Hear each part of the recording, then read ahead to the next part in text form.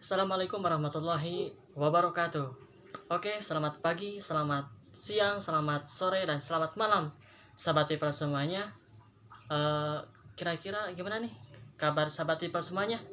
Mudah-mudahan pada sehat ya, sehat-sehat ya. Dimanapun teman-teman atau sahabat semuanya tetap sehat semuanya ya. Ada satu pepatah mengatakan, tak kenal maka tak sayang. Oke, maka dari itu perkenalkan, saya Ajeng Suryana dari jurusan Pengembangan Masyarakat Islam semester 5. Saya kuliah di UIN Sunan Gunung Jati Bandung.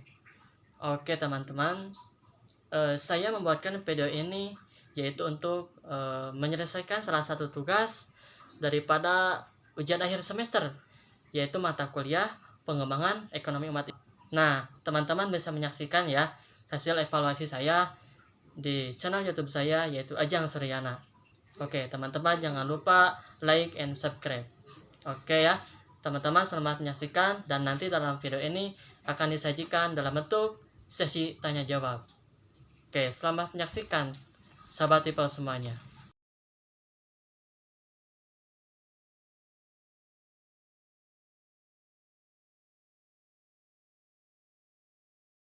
Mata kuliah ini mempelajari terkait perkembangan ekonomi umat secara islami dalam kerangka besar kebijakan ekonomi. Melalui berbagai praktik ekonomi islami di Indonesia dan mengevaluasi sejauh mana praktik pengembangan ekonomi Islam tersebut berpengaruh terhadap perekonomian dan kehidupan masyarakat. Praktik ekonomi Islam telah membawa pengaruh positif bagi upaya menggerakkan perekonomian dan meningkatkan kesejahteraan.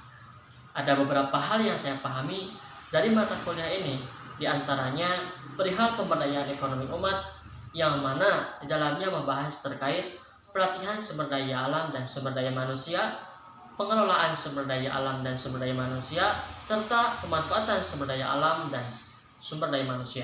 Kemudian materi-materi selanjutnya yaitu terkait sumber-sumber ekonomi umat, yang dimana di dalamnya membahas perihal pengertian zakat dan pengelolaan zakat, kemudian pengertian wakaf dan praktik wakaf, serta pengertian infak dan tujuannya.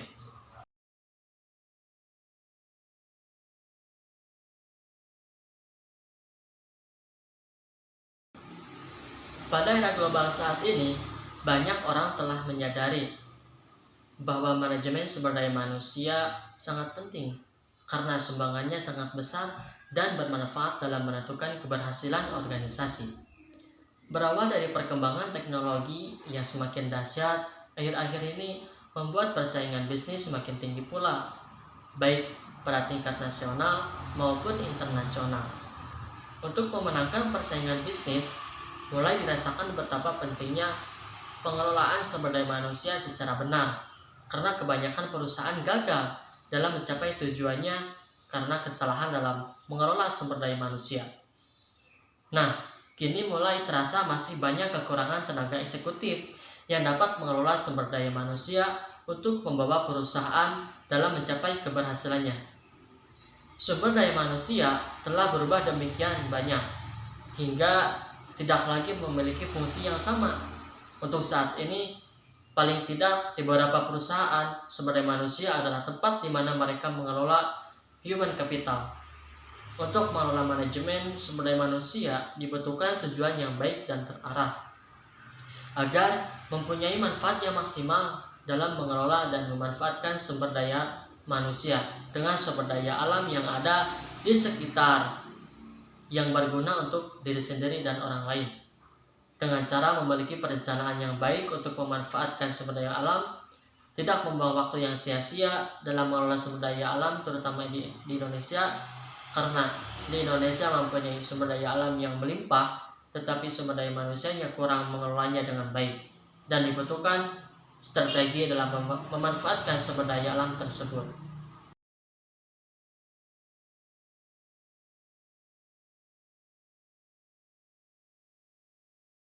Pada dasarnya, sumber daya alam merupakan segala sesuatu yang berasal dari alam, yang mana sumber daya alam ini digunakan untuk memenuhi kebutuhan hidup manusia. Tidak hanya komponen biotik seperti hewan, tumbuhan, dan mikroorganisme saja, namun juga komponen abiotik seperti minyak bumi, gas alam, air, tanah, dan berbagai jenis logam yang dimanfaatkan. Kemudian yang menjadi pertanyaannya, bagaimana cara untuk mengimplementasikan pemanfaatan sumber daya alam tersebut dalam kehidupan masyarakat? Nah, yang pertama yaitu melakukan eksploitasi sumber daya alam secara tepat dan bijaksana, yaitu khususnya terhadap sumber daya alam yang tidak dapat diperbaharui. Misalnya, dalam memanfaatkan minyak bumi, batu bara, dan gas alam secara bijaksana. Yang kedua, mengadakan penghijauan dan reboisasi untuk mencegah pelestarian aneka jenis flora serta untuk mencegah terjadinya erosi dan banjir. Yang ketiga, melakukan proses daur ulang serta pengolahan limbah agar pencemaran lingkungan bisa ditekan, tidak melampaui ambang batasnya. Yang keempat, melakukan pertanian secara tumpang sari atau monokultur untuk menjaga kesuburan tanahnya. Kemudian yang kelima, yaitu memanfaatkan tanah miring sebagai tanah pertanian dengan dibuat sengkedan untuk mencegah derasnya erosi serta hanyutnya lapisan tanah yang mengandung humus. Dan terakhir, yang keenam, yaitu membuat peraturan, organisasi atau undang-undang untuk melindungi lingkungan dan keanekaan jenis makhluk hidup.